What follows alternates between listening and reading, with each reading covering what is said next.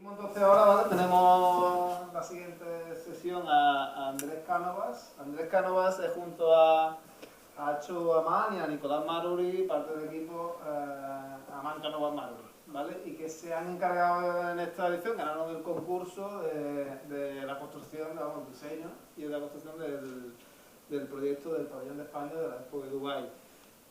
Yo creo que nos va a contar todo el pabellón, desde el concurso hasta las fotos finales, ¿no? Entonces yo creo que es una gran oportunidad, ¿vale?, para conocer, antes de ir allí, cómo ha afrontado el proyecto. Bueno, decir que él es el director del departamento de proyectos de la Escuela de Madrid. Muy bien, gracias Andrés por venir. Lo segundo es una desgracia, pero bueno, ahí está, ¿no? Bueno, efectivamente, sabía por Ferran que ibais a hacer una visita a Dubái a mitad del mes de febrero, pero frente a traeros una cosa más descriptiva, que obviamente ha hecho y muy bien Fernando, yo prefiero entrar en un desarrollo puramente arquitectónico del pabellón y por lo tanto ver cuáles son los procesos de diseño, con qué se enfrenta un arquitecto cuando construye una pieza como esta en un sitio con perdón inmundo, y ahora explicaré exactamente por qué. Tenéis que tenéis a Abu Dhabi al lado, por lo cual podéis ir a ver el mejor edificio de toda la zona, que es el de Sadubel. Perdón, ¿estáis grabando? ¿Tenéis un inalámbrico? Pues es que yo me muevo mucho, tengo un problema gordo. No. Pero bueno, admite cierto... Bueno, pues lo ponemos como así, ¿no? No sé, yo qué sé, ¿no? Si no, tampoco, oye, tampoco, es más importante ver las fotos que lo que yo digo, que no tiene ningún interés. Si no, se graba tampoco. Bueno, que podéis ir a ver el Museo de Abu Dhabi, que es formidable. O sea, que si podéis coger un coche y ir a Abu Dhabi, también podéis ver el proyecto este de Foster en el desierto, que es un desastre. Pero hay que ir a verlo, ¿no? Igual que el pabellón ese de Foster, que a Fernando le gusta mucho, no sé yo, y me parece una mierda tremenda. Pero, bueno, oye, cada uno tiene la percepción que tiene de las cosas, ¿no?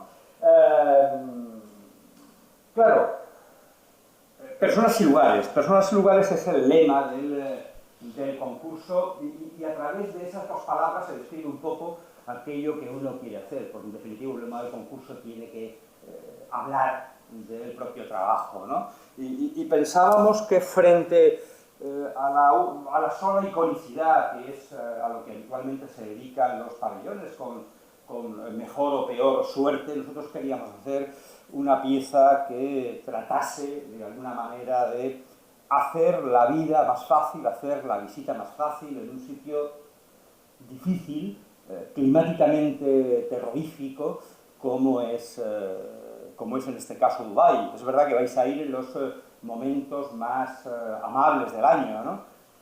Pero pensad que nosotros hemos estado trabajando allí a 48 grados, una situación muy, muy complicada. Y lugares porque pensábamos que frente a generar una pieza de bulto redondo, una pieza que necesariamente hay que verla desde fuera y que efectivamente cuando entras prácticamente no hay nada, porque es una caja negra en la cual sistemáticamente te muestran proyecciones y caballos de piedra y no sé qué, todo lo que puedas pensar está allí, ¿no? Multiplicado por N Ortega.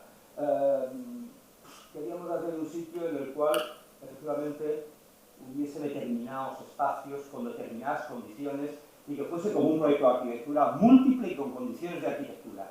Y no solo con condiciones de iconicidad, que efectivamente también tenía que contenerlas, evidentemente. Este es un proyecto del año 18,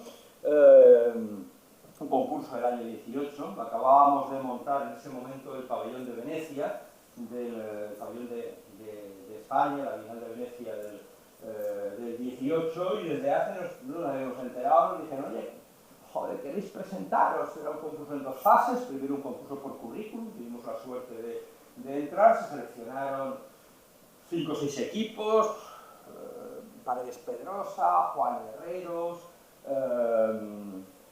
está Carme Pinós, Sergio Gascano, no sé quién más, y nosotros. Y tuvimos la suerte de ganar, como tienes, pues, cuando pierdes, pues te ganas, ¿no? Uno siempre habla de las cosas que ha ganado, y habitualmente no habla de las que ha perdido, pero habla de lo que ha ganado multiplicado por 7. Eso es lo que pierdes, ¿no? Y por lo tanto, bueno, cuando sumas, toca ahora, hostia, toca la suerte. Puedes tener la desgracia de que te toque un centro de salud de 400 metros cuadrados o que te toque un pabellón de España. Oye, qué suerte, ¿no? Tampoco tiene más mérito que eso. El concurso se falla en el mes de septiembre y inmediatamente, después de los asuntos burocráticos, uno empieza a trabajar y tenía que acabarse para agosto del 2020. Se acaba en octubre del 2021, entra la pandemia y eso supone una quiebra en todo el proceso. La constructora es una constructora italiana, unos sicilianos afincados en Milán, o sea, un cóctel realmente acojonante, ¿no? Que nos han dado la peor obra que he tenido en mi vida. Después de haber construido en España, de haber construido en Italia, de estar empezando a construir en este momento en Suiza, de estar terminando cosas en Luxemburgo, es decir, de una cierta experiencia internacional. Tengo que decir que ese pabellón ha sido un auténtico desastre, ¿no? Un problema en el cual estaban los italianos, los ingenieros eran egipcios, los de seguridad libaneses, cada uno con su código de trabajo, con una normativa inglesa de una rigidez absolutamente extraordinaria, con bajo presupuesto. Es un pabellón que tiene, más o menos, ha salido por 12 millones de euros, cuando el monto total de un pabellón como el de España en la exposición, incluyendo digamos, el contenido, incluyendo la gestión, son alrededor de 40 millones de euros. Un pabellón como el de Alemania, que tiene el 30% más de superficie, tiene el doble, se va casi a 80 millones de euros, que es básicamente lo que cuesta solo el montaje de las atracciones de un pabellón como el de Arabia Saudita.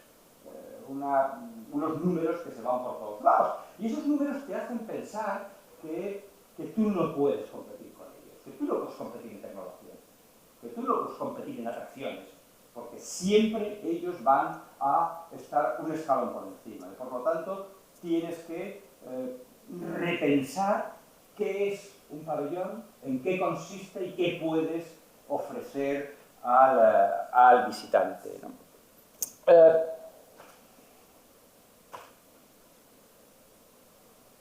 Esto es lo sorprendente del país, ¿no? Un grupo de personas, jeques, tal, educados todos, obviamente, en Inglaterra, que desde el año 70 construyen unos emiratos, dos ciudades absolutamente brutales, de prácticamente la nada. Tened en cuenta que, efectivamente, Dubái vive del turismo, vive de los servicios, no tiene petróleo, no tiene gas. Es Abu Dhabi quien nutre a parte de los emiratos de petróleo, de gas, y por lo tanto hay una especie de reparto de funciones en los países, ¿no? Unos actúan en el primario, otros en el terciario, otros en lugares de servicios, realmente estructurados con una inteligencia, yo creo que absolutamente sorprendente, ¿no? Es curioso, ¿no?, lo que decía Puljas en una de las conferencias hace tiempo ya, 15 años, ¿no?, en Dubái, ¿no? Y al ver esta especie de ciudad de los rascacielos en el desierto, ¿no? Es tremendo, ¿no? Porque no hay ni un solo edificio que sea significativo, que merezca la pena, pero en cambio el lugar es memorable. Fijaos esta doble condición, ¿no? No hay nada, ¿no? Y es verdad, tú lo ves y es todo, pues oye, pues está tecnología, supertecnología que nos es un poco embaucadora, ¿no? Todo está tan bien construido, bueno, no tan bien cuando te acercas, pero todo es tan reluciente, todo es tan de aluminio que crees que es bueno. Y la tecnología al final tiene un componente cegador absolutamente extraordinario. Cuidado, veamos si eso que aparentemente está tan bien construido tiene detrás una arquitectura, tiene detrás unos usos, tiene detrás un compromiso que sustente esa arquitectura. Pues ahí está el Burj Khalifa y al fondo esa cosa que es el más alto del mundo, el no sé qué, esta especie de arco, ¿verdad?, procesional con las fotos de los jeques presentes constantemente en todo el país, en las autopistas, en los retretes. Es una cosa absolutamente extraordinaria de culto a la imagen, ¿no? Esto que contaba Fernando, este caballo que ha ganado 2 o 3 carreras en Inglaterra y que la reina Isabel II, un poco más joven, la mujer le daba, hay una foto en el aeropuerto al llegar, una foto gigantesca de la reina dándole el trofeo al jeque. Es una especie de todo, es una extraña paranoia, ¿no? Para ellos, efectivamente, normalizada, para nosotros un choque importante. Ya no es solo el choque social, ya no es solo esta especie de situación tremenda entre los hombres y las mujeres, en los cuales cuidado donde vais a cenar, porque a lo mejor las mujeres no les dejan entrar. A mí se me ha dado el caso, oiga, la falta de libertad, el control absoluto en el país, en el cual a lo mejor cruzas un semáforo y te llega una multa porque hay una cámara y no puedes... Todo está absolutamente monitorizado, es un país policial. Esta mañana, viniendo en el tren y hojeando el periódico, decía que independientemente que uno de los grandes traficantes de armas es el que está buscado por la Interpol, es el que acompaña al rey emérito en Abu Dhabi, y salen las fotos, está buscado, y dicen que en Dubái están los grandes traficantes de droga, los grandes traficantes de armas, que están perfectamente localizados, pero que no pueden ser extraditados por la Interpol porque Dubái le interesan esas cosas, ¿no? Y por lo tanto, os vais a encontrar con una sociedad muy, muy particular y, en mi opinión, a mí la ciudad no me interesa nada, en el mismo sentido que Puljas, me interesa el perfil, como una cosa muy arquitectónica. La ciudad, digamos, socialmente, es una ciudad con muy, muy poca consistencia, y tan siquiera es una gran ciudad oriental, y tan siquiera es parecida, a pesar de su aspecto, a las grandes ciudades americanas. Es otro modelo radicalmente distinto, que hay que entender, que hay que ver, que hay que conocer, pero bueno, oye, llevaos las bolsas de vómito del avión, que os vendrán bien para vuestros paseos, ¿no? El genio del lugar. Este es el genio del lugar que hay, esta cosa que cuentan nuestros profesores. Ay, pero, ¿qué nos dice el lugar? Hay veces que el lugar dice algo y hay veces que dice, no necesariamente los lugares dicen cosas. Esta es la foto que nos mandan para el concurso. Dices, pues te la podías haber ahorrado, ¿no? Un desierto absoluto donde vas a tener que trabajar mirando a tu ombligo, ¿no? Cada uno de los pabellones es una especie de isla que lo que quiere es ser más alto, más fuerte, ¿verdad?, que el pabellón vecino. Es una especie de competencia por la imagen. Puedes apoyarte muy, muy poco en estas condiciones físicas. Bueno, muy poco o no, según cómo se mire el asunto, ¿no? Porque cuando uno empieza el proyecto, lo que tiene que plantear, en mi opinión, no es un proyecto encadenado. Ya no estamos en el Bauhaus, no estamos en la escuela de Ulm, no estamos en los proyectos que tienen un solo final y un solo principio, sino estamos en una posición en la cual podemos abrir un arco de opciones y explorar y generar proyectos que de alguna manera se construyen por adición de otros proyectos que tienen frenazos y acelerones, que tienen, ¿verdad?, una condición mucho más abierta como procedimiento, ¿no? Y por lo tanto, ¿qué deseamos de un artista, ¿no? ¿Qué deseamos de un proyecto como este? Bueno, pues uno empieza a colocar cosas que algunas va a utilizar y otras veces no. Posiblemente va a utilizar o vamos a utilizar domesticidad, vamos a utilizar control térmico, vamos a utilizar colectivo. Inmediatamente uno se lanza a dibujar. Se lanza a dibujar con un camino incierto. No sé dónde va. Pero cada vez que uno dibuja sabe más. El proyecto es una herramienta para conocer mejor el lugar, los problemas, las condiciones, para conocer tus posibilidades, la capacidad de modificación, las herramientas. Ese es el proyecto de arquitectura. Y por tanto, cuando uno acaba el proyecto de arquitectura, conoce mucho más de lo que conocía. Y por eso hay veces que cuando llegas al final dices, joder, pero qué malo es esto, ¿no? Porque realmente lo que te apetecería es cortar y volver a empezar desde otras posiciones radicalmente distintas. Y por lo tanto, como veis, pues hay un poco de todo, ¿no? Alto, bajo, ¿no?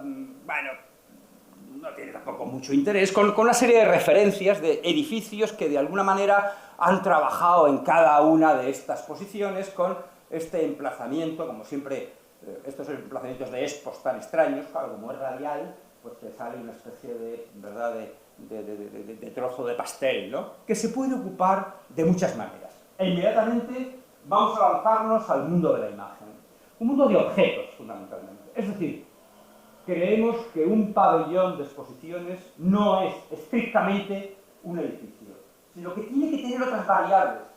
Y por supuesto, desde nuestra perspectiva, no es un lugar tecnológico. Es decir, por eso a mí no me interesa mucho el pabellón de Foster, el de Grishow. ¿Por qué? Porque son edificios que podrían estar en el centro de Dubái, porque realmente quieren ocluirnos en base al dinero y en base a la tecnología. Y por lo tanto poder contar con una tecnología, con una baja tecnología, poder construir con materiales que tienen más que ver con lo efímero que con lo permanente, porque realmente estos 40 millones van a desaparecer en 6 meses, en 3 meses todo esto está derribado, es una especie de paranoia, ¿no? Y por lo tanto, frente a esta especie de condición de estabilidad, frente a edificios que tienen que durar, es verdad que estos edificios de Foster y tal, pues posiblemente se queden allí, ¿no? Pero digamos que no tienen estrictamente esta condición esto. Vamos a explorar imágenes. ¿Qué puede ser un pabellón de la Expo, ¿no? ¿Cuál es la estructura que debe tener? ¿Cómo se cubre? ¿Cómo es la relación con este territorio? ¿Tiene que estar arriba? ¿Tiene que estar abajo? ¿Qué significa la sombra? No voy a contar de manera pormenorizada, pero seguro que vais a ver cosas que están después en el proyecto final, ¿no? Porque uno lo que hace es detectar, ¿no? Desde luego puede ser una cosa múltiple. Fijaos aquí una cosa interesante, ¿no?, que está casi desde el principio del proyecto, ¿no? Pensar en que estas piezas, que se convierten en piezas icónicas, son también piezas que pueden trabajar, ¿verdad?, las condiciones climáticas, que pueden aspirar a aire caliente, que pueden tener un interior que de alguna manera trabaja con la sombra y trabaja con la amortiguación del calor, ¿no? No estamos en el Mediterráneo, pero allí, pero sí aquí, somos todos este país común que se llama Mediterráneo, ¿no? Estoy un poco más arriba, ¿no? Todos sabemos cómo se construye aquí. Se construye no ni dentro ni fuera, en situaciones intermedias, siempre, ¿no? Se construye con sombra y se construye con un poco de fresco. Ya está. Y con eso generas lugares, ¿no? ¿Por qué no pensar que en un pabellón de un país lejano podemos, en condiciones climáticas tremendamente adversas, podemos generar también sombras, podemos generar domesticidades frente a la luz brutal, a la luminosidad que no te permite ir si no es con gafas de sol, amortiguar todo eso y por lo tanto generar lugares amables. Y por lo tanto trabajar con condiciones puramente domésticas en las cuales aparecen los tejidos naturales, aparecen las cerámicas, aparecen estas formas que después se van a ir depurando, o podría aparecer de nuevo dando un salto a una condición muchísimo más tecnológica, en el cual esas pieles son células fotovoltaicas que lo que hacen es de alguna manera recoger toda la energía del sol y por lo tanto bajar el consumo de esos pabellones. todo ese trabajo es un trabajo que en un momento determinado se empieza a complementar con estos dibujos tremendamente básicos, ¿no? Cómo tiene que ser el pabellón, dónde tienen que estar los lugares de exposición. Bueno, pues uno empieza a trabajar poco a poco, empiezan a llegar imágenes que hace la gente del estudio, dibujos que estás haciendo tú, referencias, ¿no? Por ejemplo, esta que es tremendamente significativa, de pronto uno recuerda estos suelos de Egon Eyermann en Berlín, ¿no? O estos otros suelos romanos, ¿no? Con estas piezas de mármol de la familia de los Cosmati, ¿no? Y de pronto esas referencias extrañas que vienen de otros lugares también construyen el camino del proyecto. Y ese camino del proyecto de pronto va cogiendo una determinada forma, pero no es una forma previa, es algo que está ¿verdad?, encadenada a un determinado desarrollo. Y aparecen aquí ya determinados valores, ¿no? Cosas extrañas, como unas extrañas rampas, o como un lugar que va a explorar una especie de gran sótano, como estas piezas que lo que intentan es construir determinados espacios domésticos y aparte piezas que por su dimensión puedan extraer el aire y por lo tanto un estudio que tiene que ver con la baja tecnología que históricamente ha trabajado el clima en estos lugares. Una arquitectura que es una arquitectura árabe, que es una arquitectura de nuevo de sombras, que es una arquitectura de entre medios, ¿no? Y empiezan a aparecer ya estos dibujos que empiezan a aproximarse a lo que podría ser ya este pabellón. Unos espacios, unos lugares y una especie de gran cinturón alrededor que va a contener todos los servicios y que se va a situar sobre la parte menos interesante del emplazamiento. Y una pieza, una gran rampa que va a bajar 6 metros y que, ahora lo veréis, va a constituir, digamos, el lugar más icónico, más espectacular de este sitio. ¿Y cómo es la forma, no? ¿Cómo se construye, no? Pues se construye porque también has tenido otro tipo de experiencias. Por ejemplo, esta es una experiencia de los alumnos de Achu, de los alumnos de primero, para construir con sus propias manos, construir esta especie de cabaña india con latas recicladas, ¿no? En la cual simplemente se trataba de construir, de hacer un fuego, de estar todos juntos y de desmontar, ¿no?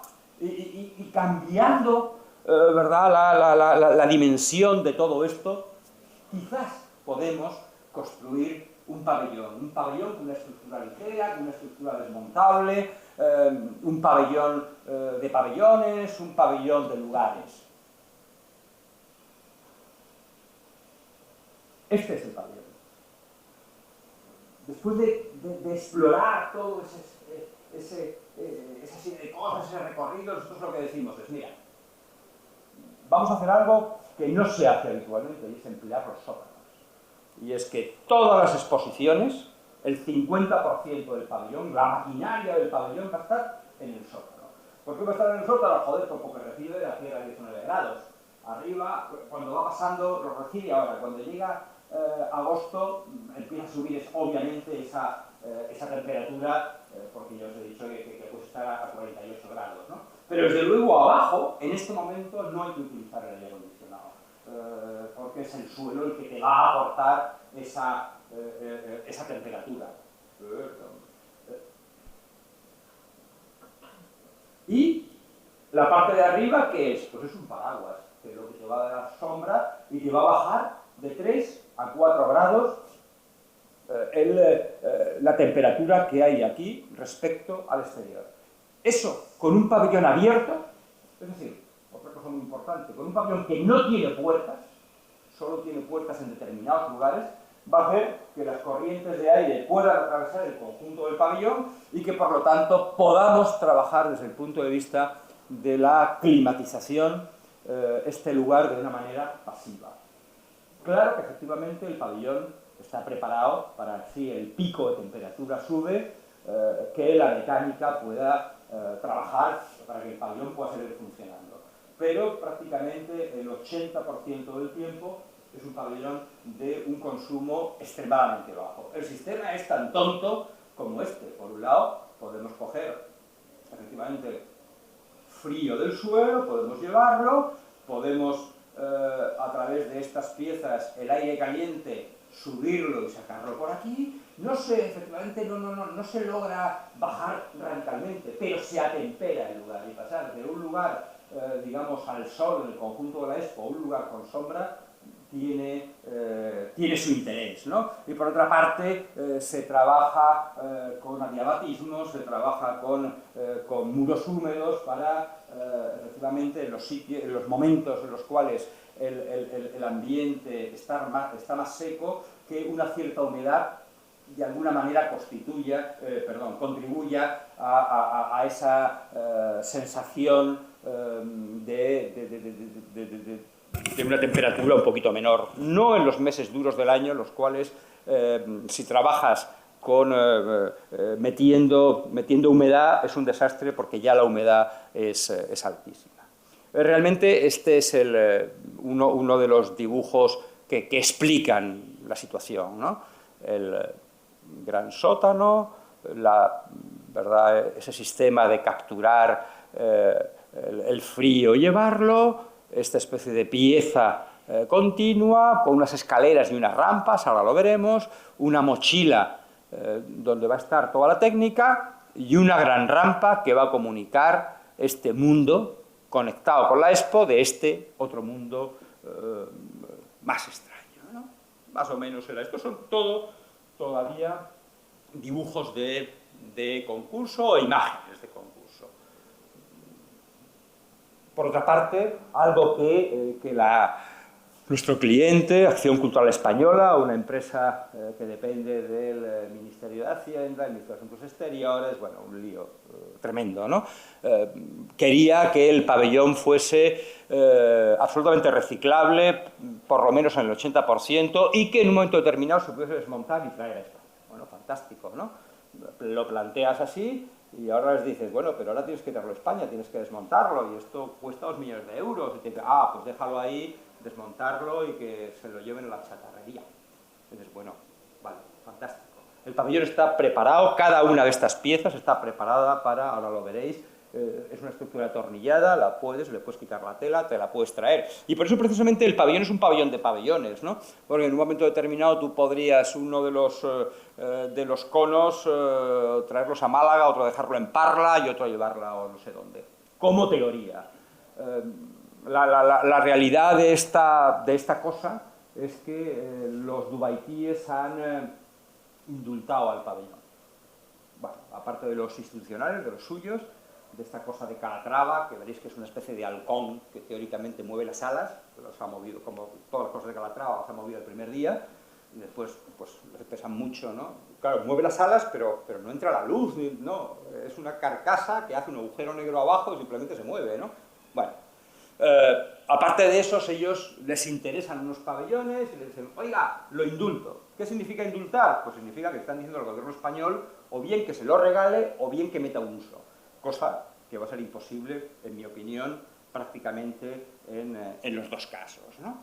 Claro, morfológicamente, el pabellón, como veis, lo que hace es una especie de pieza de muros 90 grados que dan a toda la zona de carga y descarga y se abre descaradamente a este lugar. Tiene una gran calle de acceso, esta es la avenida principal, este es el edificio Greenshow, aquí está el pabellón de Nueva Zelanda y el pabellón de Holanda, y para nosotros, afortunadamente, no se construye este pabellón, con lo cual refuerza esta condición de un pabellón que se abre en esquina y que, como veis, es un pabellón que no tiene puerta. Es decir, que tú puedes prácticamente recorrer, no recorres esto porque es el salón de actos, los bares obviamente se van a cerrar, su puerta está aquí. Es decir, la puerta está cuando tú quieres empezar a bajar a la rampa. Y por lo tanto es un pabellón absolutamente abierto que nosotros identificábamos más como una gran plaza pública, en la cual la gente pues, que tenía calor podía entrar, sentarse allí, pedir una cerveza, leer el periódico, si es que allí se leyese el periódico, pero no era un pabellón de bulto redondo, no era un pabellón que de alguna manera tenía aquí un muro y que con una entrada tú abrías una puerta y entrabas en otro mundo. Por tanto, no es un pabellón que tenga un interior y un exterior. Es un pabellón absolutamente conectado, y ahora vamos a ver cómo y cuáles son los recursos arquitectónicos que se emplean. Bueno, pues esto baja y tiene pues una serie de servicios. Baja con la rampa y hay un cine donde Vigalondo ha hecho no sé qué, y una exposición donde efectivamente lo que hay pues son crecimiento de algas y vídeos que están en el pabellón de al lado, y en el de al lado, y en el de al lado, y en el de al lado, y que ha costado, si el pabellón ha costado 12 millones de euros, todo el montaje de esto ha costado 6 o 7 millones de euros. Es una especie de cosa un poco enloquecida. Pero también nosotros pensábamos que dejábamos todo eso abajo en un agujero negro que no entorpecía la lectura general del pabellón. Tú bajas, ves este lugar, te gusta o no te gusta, vuelves a salir por la rampa y te tomas una cervecita y sin alcohol, la zona en la que te ves sin alcohol, pero tienes un pisito de arriba donde puedes emborrachar perfectamente, porque esta doble moral, digamos, funciona estupendamente en estos países, claro. Y esta es esa primera imagen de concurso cuyo perfil también tenía que ver con este perfil fragmentado de Dubái, ¿no? Este pabellón ha tenido muchas críticas y muchas alabanzas, ¿no? Pero a mí las alabanzas no me interesan demasiado, las críticas tampoco, pero os las cuento porque a lo mejor vosotros sí, ¿no? Pues hay gente que ha dicho que simplemente es una mierda. Vale, pues estupendo, ¿no? Es una crítica bastante como literal. Salió el otro día un artículo de Eduardo Inda en OK Diario, como sabéis, este señor que dirigía Marca, ¿no? Y que ahora se dedica al periodismo de investigación, ¿no? Y decía que habíamos subido, que el pabellón era en tonos naranjas porque huíamos de los colores nacionales de la bandera de España. Tócatelo. Esta es un poco la crítica, y que el pabellón contenía todos los mantras del socialcomunismo. Es decir, la sostenibilidad, no sé qué. Efectivamente, contiene todos los mantras del socialcomunismo. Que si esos mantras están bien, pues están bien. Y si están mal, desde luego no es un pabellón verde. Es decir, de Vox. Bueno, imágenes que ahora vais a ver cómo va a mutar, ¿no? El desarrollo estructural es de una complejidad extraordinaria. Primero, porque unos conos abiertos tienen succión.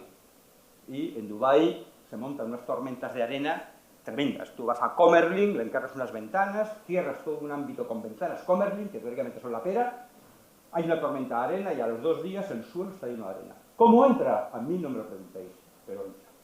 Y por lo tanto lo que se mandó, se hizo una maqueta y se mandó al túnel de viento, es decir, cada uno de estos conos a escala tiene unos sensores, se producen unos vientos ¿verdad?, con las intensidades y las velocidades correspondientes, y eso efectivamente te da unos datos, y son los datos con los cuales trabajas. Y por lo tanto se trabajó con una tecnología en el túnel de viento de la Politécnica, de ingenieros aeronáuticos, que corresponde a edificios de otra cierta entidad, pero absolutamente necesario en un proyecto como este, ¿no? Y en un momento determinado, cuando todo estaba perfecto, dice nuestro cliente: vale, os habéis pasado 3 millones de euros, no vamos a asumirlo y por lo tanto a cortar, ¿no? Joder, se produce una especie de quiebra. Yo creo que a todos los edificios les sobran siempre 3 millones de euros. Es decir, que no es malo sino bueno, porque el esfuerzo que tienes que hacer es un esfuerzo de síntesis sobre tu propio proyecto. Hay veces que es muy doloroso, y lo es, ¿no? Y muy trabajoso, y lo es, pero también es una reflexión que quizás debiésemos hacer los arquitectos que constantemente disparamos a todo lo que se mueve, ¿no? Bueno, tranquilidad. Y luego el pabellón acaba por perder alguno de los conos, acaba por ganar espacios intermedios con estos canopies, estas pérgolas que ahora vais a ver, y empieza a cambiar de altura y por lo tanto a convertirse en un pabellón más diverso, con otro tipo de cromatismo. Es decir, frente a ser un inconveniente, siempre es una oportunidad de proyecto. Esta es la diferencia con esa imagen que habéis visto, y por lo tanto una imagen que de alguna manera, de nuevo, se acerca más a ese perfil, que os tengo que decir que es un perfil mentiroso, obviamente, porque como veis es el mar. O sea, esta toma no se vería nunca este perfil de Dubái, ¿no? Pero no es importante que se vea, es importante que tú lo que quieres es que se descubra esa comparación, dónde están estas referencias que son importantes. Sí, el pabellón tiene que perder metros cuadrados, tiene que perder sótano, efectivamente, tiene que perder estos lugares, ¿no? Y todo esto acaba por beneficiar, no solo porque la excavación es menor, sino porque son mayores también los lugares intermedios, ¿no? Bien.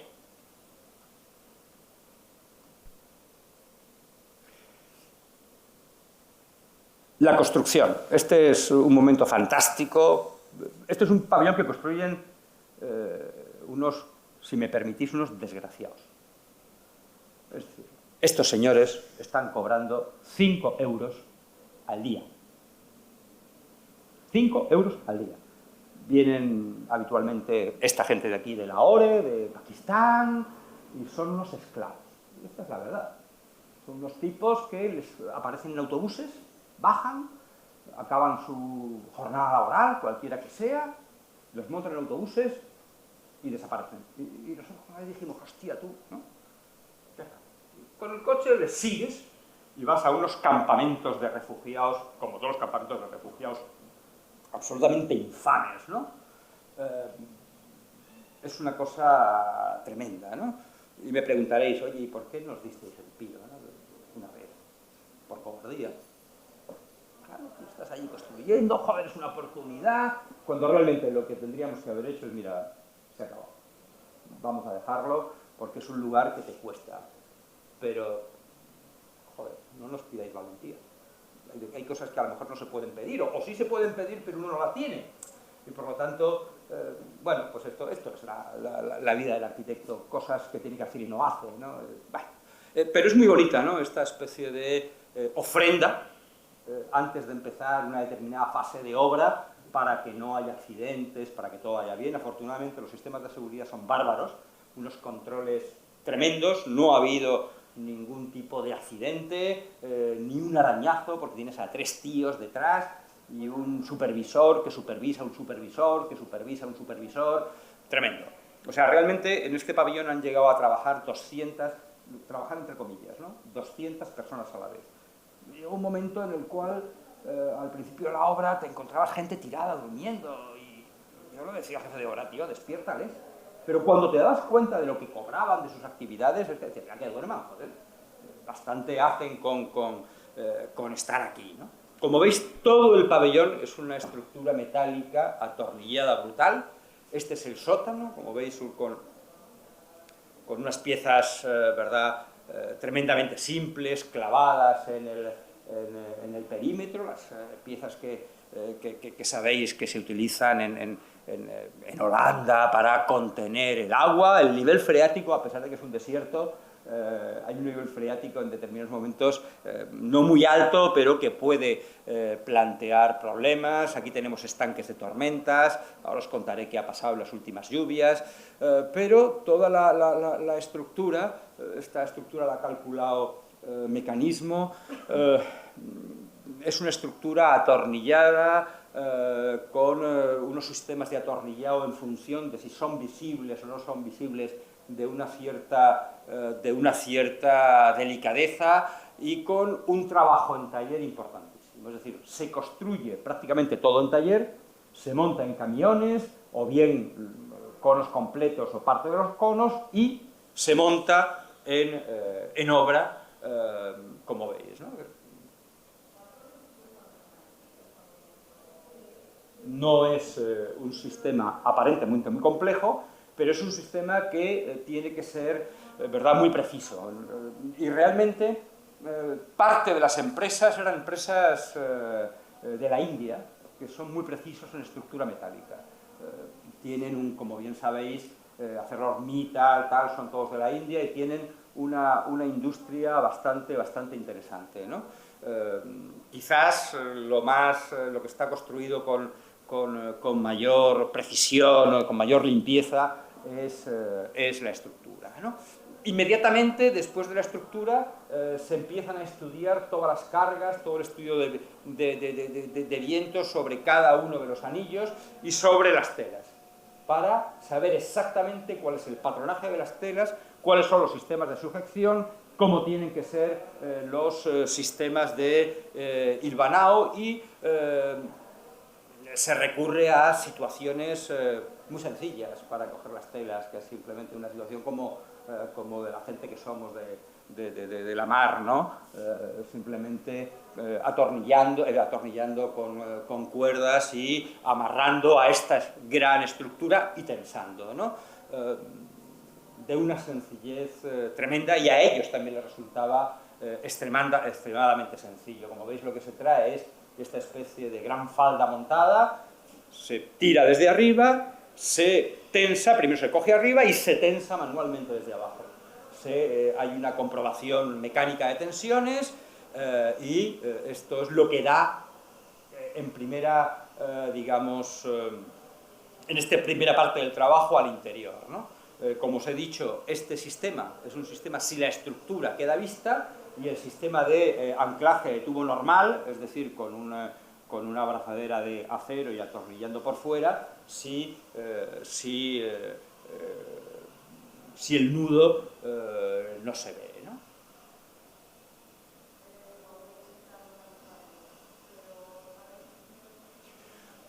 Todos los conos, o algunos de ellos por lo menos, se recubren interiormente. Es decir, se fabrican lugares concretos en función del recorrido. Hay conos que no tienen esa componente, conos que quedan vista su estructura, que es muy hermosa por otra parte, ¿no? Y en cambio otros conos que tienen una condición metálica o que se recubren para que haya una actuación, una instalación artística. Es decir, en este momento hay un trabajo importante de conversación con los clientes, de cómo se va a gestionar el pabellón, de qué va a ocurrir dentro y, por lo tanto, cómo hay que individualizar cada uno de estos lugares. Y se empiezan a estudiar, efectivamente, cuáles son las estructuras internas para, como lo veis aquí, para individualizar cada uno de esos conos. Pues hay conos que simplemente aparecen como estas cúpulas porque va a ser el salón de actos, ¿no? O otros que simplemente aparecen dos pieles, pero que se ven a la vez, como este trenzado de sisal en la cúpula de entrada, lo veis aquí, o estos que son estas lentejas translúcidas que van a hacer, a presionar para que tú entres en una dimensión y que el siguiente cono te logre subir, o otros conos que van a refrescar con vegetación. Es decir, que uno va, digamos, siguiendo esa pista de los lugares distintos en función de un uso concreto que está previamente acordado, ¿no? O la gran cúpula central, que es una cúpula que tiene 19 metros de alto y 20 metros de diámetro, y es una gran rampa que va bajando hasta esos 7 metros y que está agujereada y por lo tanto entra esta luz amarillenta, ¿no? Y ayudan esos agujeros a determinar la dimensión de la cúpula. Y sobre esta cúpula va a colgar una pieza de Daniel Canogar, porque en todos los pabellones españoles de expos se elige a un artista que hace, pues oye, lo que estima. Yo creo que es bastante bonito lo que ha hecho, ¿no? Este es el detalle constructivo, que tampoco tiene más interés en esta charla, digamos, rápida, ¿no? Cómo se coge esa rampa, cómo se une la cúpula a los muros con esta cesura en la cual se va a meter los aires, se van a meter los altavoces, todas las instalaciones que van por detrás. Bueno, es un sistema, y esta primera construcción de esa rampa, se ve, como veis aquí, la cúpula con estas líneas que sirven para establecer una métrica, pero también sirven para que la grieta que se produzca, que siempre se va a producir en un elemento que es un elemento prácticamente, no es exactamente un cartón yeso, pero es un NAUF un poquito más depurado, pero que se produzca aquí. Y por lo tanto es una grieta que se hace con una U de aluminio, lo que quedará dentro y tú no la vas a ver. Es decir, provocar el defecto antes de que el defecto se produzca, ¿no? Y esta cesura que va a contener las instalaciones y que va a separar este muro de esta especie de cúpula elipsoidal, ¿no? Como veis, esta es la pieza ya prácticamente acabada, ¿no? Se parece sorprendentemente mucho a una de las imágenes de concurso, lo cual hay que tener mucho cuidado, ¿no? Porque hay veces que tus deseos se cumplen, o sea que cuidado con el deseo que tenéis, ¿no? Y se cumplen mucho también en la realidad. Esta es la pieza que Daniel llama dinamo, que cada vez que pasas la mano por aquí, pues esto cambia de colores, interactúa, pero también es muy bonito porque es casi, con perdón, con todas las diferencias, como el cráter Roden de Tyrrell, ¿no? Con estos cambios de color, como el color hace que la dimensión del espacio, que las relaciones con el espacio sean distintas, ¿no? Los canopies son unas piezas importantísimas porque fabrican el estado intermedio del pabellón, fabrican esta condición de frontera abierta, ¿no? Este sitio que no pertenece ni al exterior ni al interior y que es un límite complicadísimo, pero que es interesante porque van unidos unos a otros, con lo cual la estructura es muy leve. Muchas veces, con un solo soporte, por canopy, se resuelve si el canopy está aislado con 3 soportes, ¿no? Pero funciona, la verdad, bastante bien y una empresa sevillana desarrolló todo un sistema de captación con piezas muy delgadas, con captación de energía procedente del sol. Os tengo que decir que realmente sirve para poco, ¿no? O sea, que capta, que se podría... No tenemos metros cuadrados suficientes para atender a todas las necesidades eléctricas del pabellón. Pero no se trata solo de eso, se trata de alguna manera enseñar que hay alternativas, ¿no? Muchas veces estos pabellones tratan un poco de eso, no de resolver el problema en la totalidad, sino de decir, oiga, es posible resolverlo, posiblemente no en un pabellón de exposición, que como su nombre indica simplemente expone, un poco más, ¿no? La fachada de atrás, ¿no? ¿Habéis visto los pabellones, ¿no? con estas fotos? La fachada de atrás son simplemente cajas como de patatas, ¿no? Les interesa la cara, a la avenida principal, el pabellón de Alemania detrás es una cosa que no te lo puedes creer. El pabellón de Italia no te lo puedes creer en su conjunto, pero tiene una especie de David de Miguel Ángel dentro que realmente yo he pasado estos últimos 3 meses con una beca en Roma y estaban avergonzados del pabellón, ¿no? Bueno, pues tienes más suerte, menos suerte con el arquitecto. Esta fachada de atrás pretendía ser una fachada y también pretendía contar cosas, ¿no? Y pensamos algo que se pudo hacer a mitad, no en su totalidad, y era, vamos a hacer una fachada con gaviones. Joder, qué vulgar, ¿no? Bueno, ya, pero estos gaviones van a estar constituidos por los desechos de la Expo. Es decir, por todos los trozos de adoquín que la propia Expo ha cortado y que estaban almacenados, se lo vamos a comprar a la Expo y vamos a trabajar exactamente con eso. Bueno, no nos dio para todo, pero es verdad que pudimos generar una fachada que ya reciclaba la propia Expo, no solo que se tendría que reciclar después, sino que conseguía, ¿verdad?, con estos gaviones, con trozos de piezas, ¿no?, generar esta posición de una fachada de una cierta dignidad, una fachada que efectivamente da a la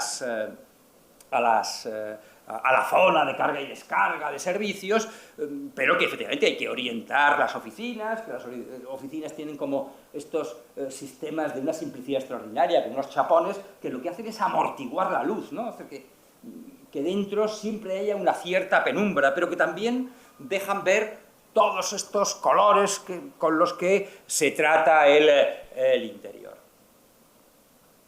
La puesta en carga es ver los planos y simplemente acabar con una especie de álbum fotográfico y describir rápidamente ese pabellón. Como veis, la puesta en carga lo que hace también es que varía, porque varía el propio proyecto, porque también el sistema, la propia construcción te va dando datos, ¿no? Donde primero había una posibilidad de cerrar por la noche aquí, como veis, después se desechó y se cierra aquí, cómo son estos sistemas, cómo se produce este lugar, que es el lugar teóricamente donde están las mesas de firmas, qué ocurre con estos pasillos, con las oficinas, bueno, pequeños asuntos, ¿no? Desde luego el pabellón es necesariamente, tiene que tener un grado de iconicidad. Los pabellones están para verse. Esto es un pabellón de exposiciones, si la gente no lo ve, no entra, y si no entra es un fracaso, ¿no? Estaban acojonados los de la Expo, ¿no? Porque era una cosa de colores. Claro, habéis visto en las fotos que es uno de los pabellones que se identifica perfectamente. Pero no solo se identifica por el color, sino también por esta condición efímera. Todo el mundo sabe que esto no es permanente. Casi es un circo. Lo cual tú a la semana te lo llevas y te lo llevas a otra ciudad y lo colocas en otra ciudad, con mejor o peor suerte, ¿no? Y por lo tanto aquí podéis empezar a ver esta situación, en la cual el pabellón carece de límite, ¿no? El pabellón, ¿dónde está el límite del pabellón? Pues donde aparece la sombra, ese es el límite. El límite del pabellón es que cuando yo andando aquí de pronto esto me da sombra, ya estoy en el pabellón de España. Un poco más. Y yo puedo entrar por un lado por estas escaleras o por esta rampa que hay aquí, y ahora veréis que te lleva al interior del pabellón, ¿no?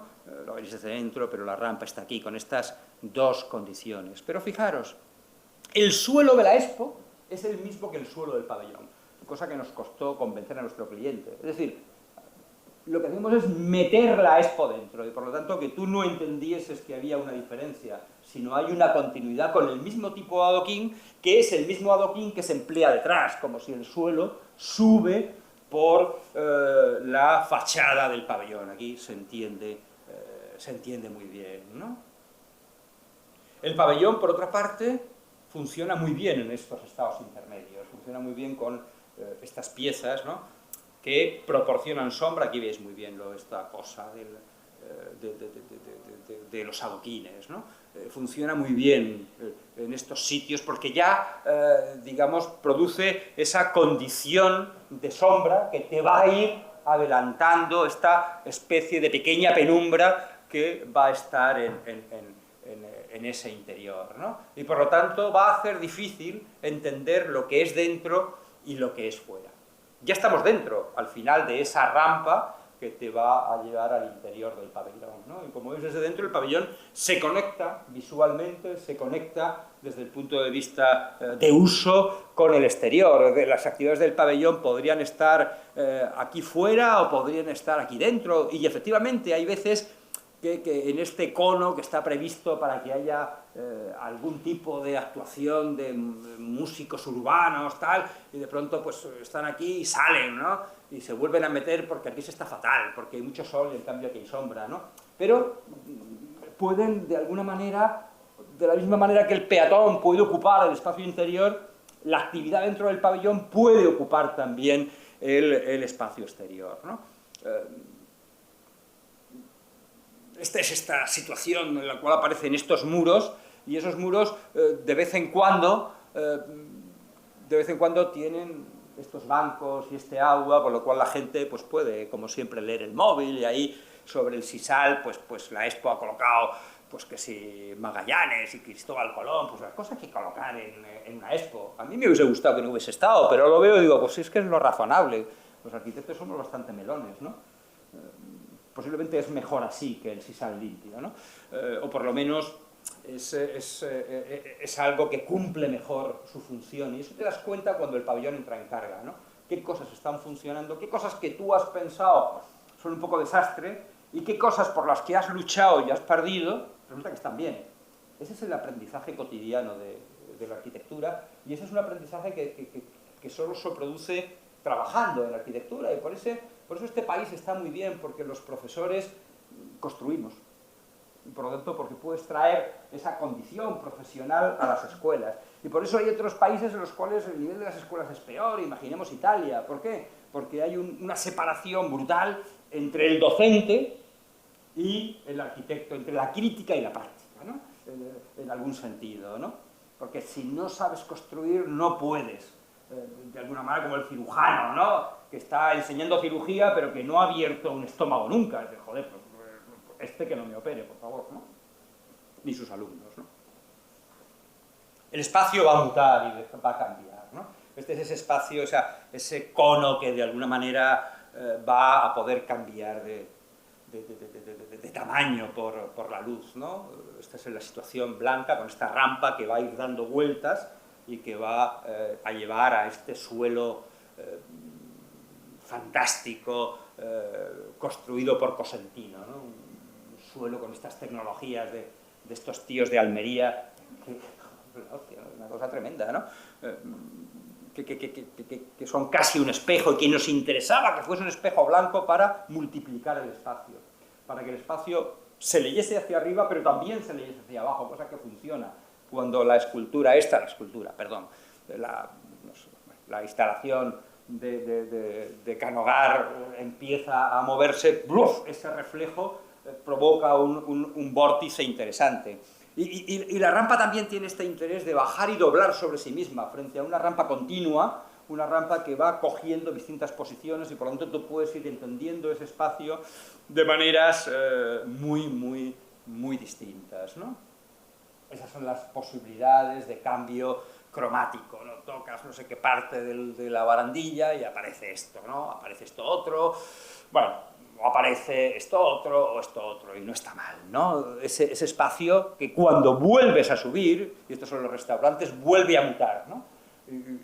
Y vuelven a aparecer todas estas celosías que tienen que ver con el mundo árabe, que ayudan a meter las instalaciones, que ayudan a meter las ventilaciones sin ningún tipo de problema, o este pequeño sitio en el cual se ha diseñado esta alfombra se hizo en Crevillente, es decir, intentando de nuevo generar dos planos de percepción espacial, el suelo y el techo, ¿no?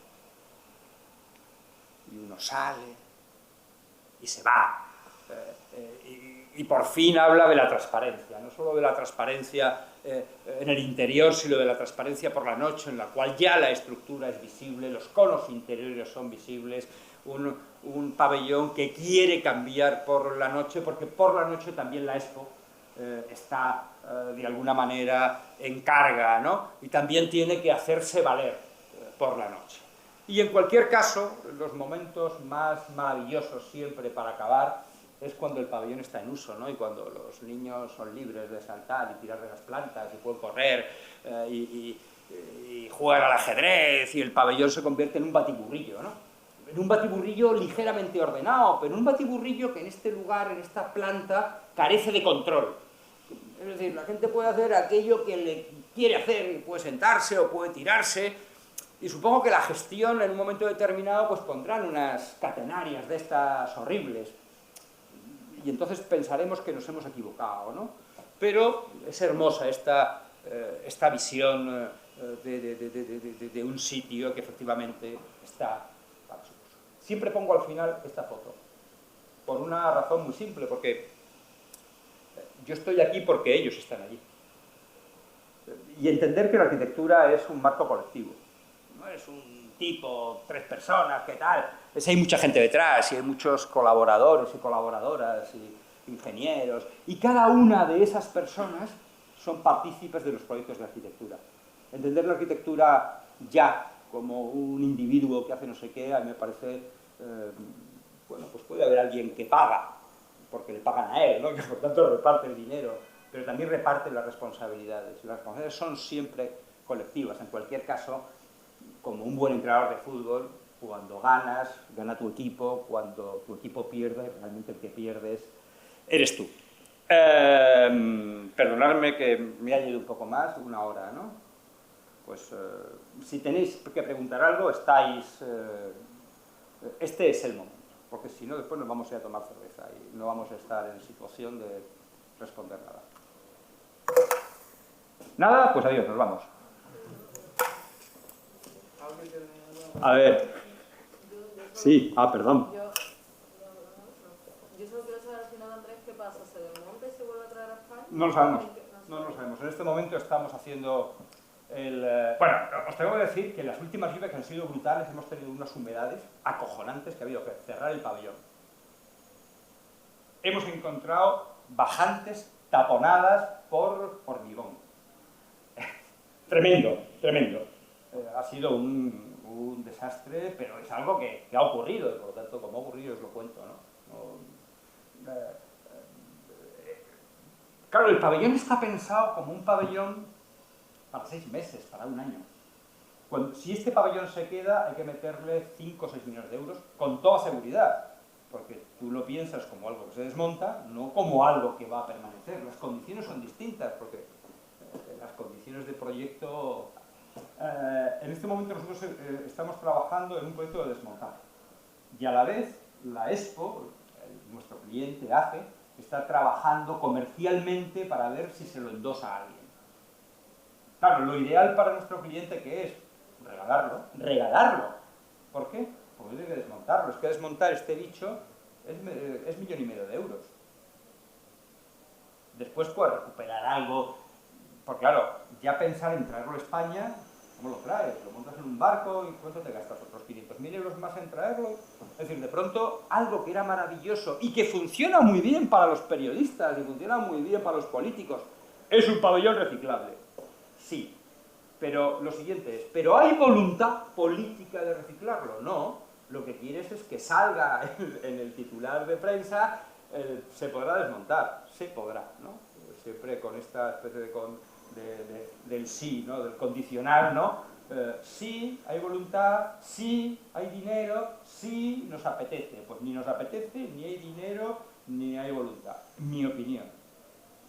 Se cogerán, se desmontará, lo que no puedes sacar muy bien desatornillando, cogerás una radial y lo cortarás, cogerás el acero y lo mandarás al horno eléctrico para hacer otro tipo de estructura, desgraciadamente.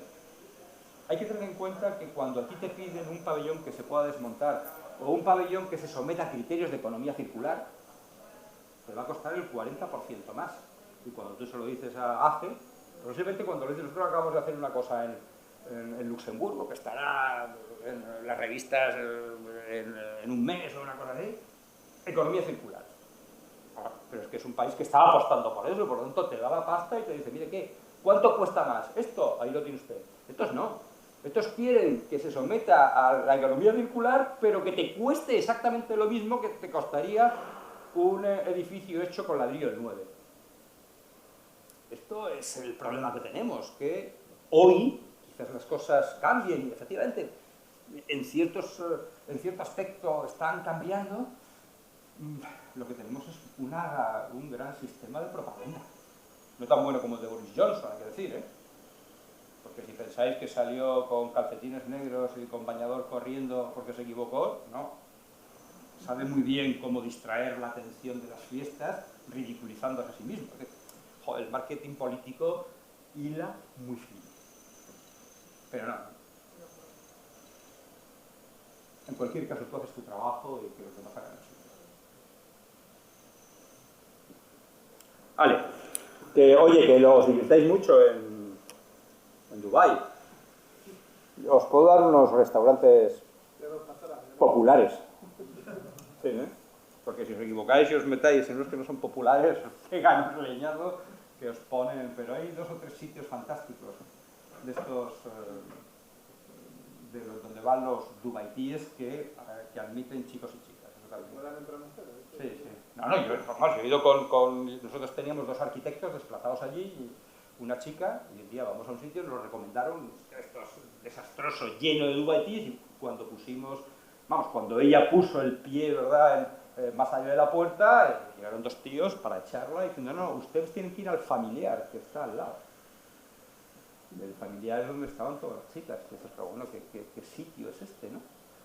Bueno, pues esto es el lugar. Va. ¿Podemos pasar a la lista? Sin ningún problema. Muy bien, pues muchas gracias, Venga. Andrés.